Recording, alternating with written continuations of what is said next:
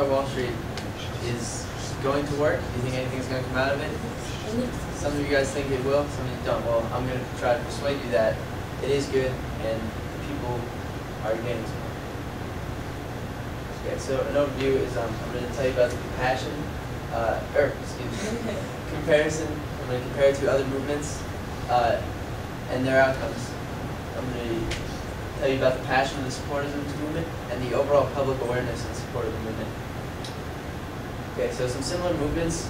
Who knows? You guys know about the civil rights movement from like when black people were segregated and they wanted to change that. Well, according to those sites down there, the civil rights movement was extremely influential, which we all know, and it was just people of races protesting not having the same rights as everyone else. And the same thing with the gay rights movement. Gay people protesting not being able to get married, not have the same rights as everyone else. So let me just ask you a question. Let's say I told you, pretend you're in like the 1960s when the civil rights movement was going on.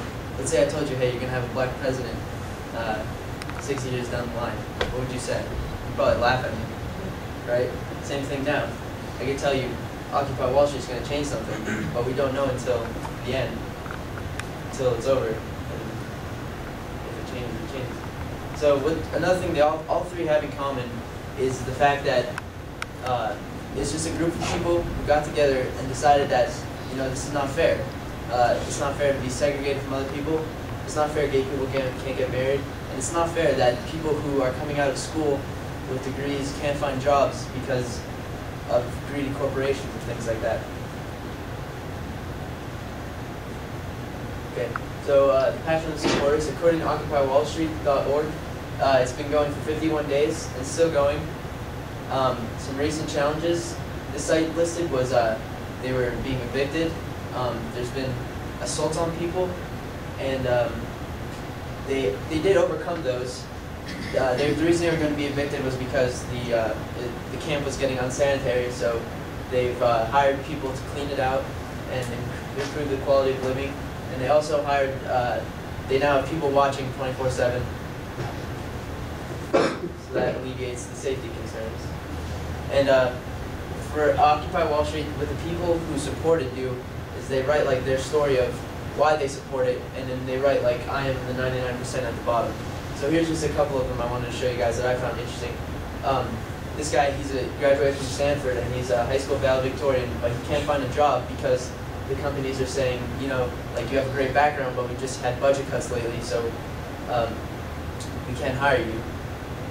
Another one is, we're not, like, this person is stating that we are not asking for handouts. We want you to use your money to create jobs and hope. So he's asking the 99% because to share their wealth and create jobs for people who need them.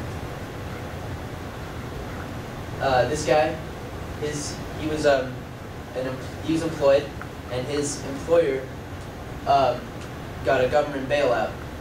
But after they got bailed out, and before the CEO resigned, the CEO gave himself a $2.9 million raise. So how's that fair that the company can't pay back the government, but they could increase the CEO's pay $3 million? That's just greed. And this guy, he was a worker.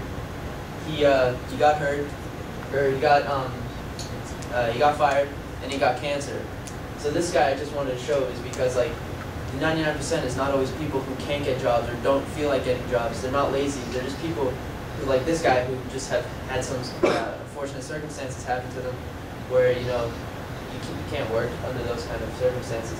And I got all these pictures from we are the 99%tumblr.com. You could go on that and check out other people's stories like this, because some of them they're pretty interesting. Some public awareness is it's now it's spread worldwide.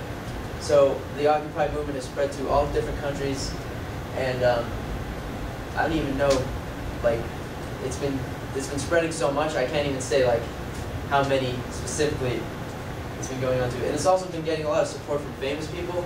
Now famous people, I feel like they shouldn't be supporting it just because like they are really rich. But the good thing about it is because the famous people, they're getting the message out to the public who already don't, like, for some reason, if you haven't heard about it and you're a fan of like Kanye West or whatever, you see his picture at the protest and you might think like, I want to do that too. So here's just some celebrities who are here's some celebrities who joined the movement. If you know any, Katy Perry, Mike Myers.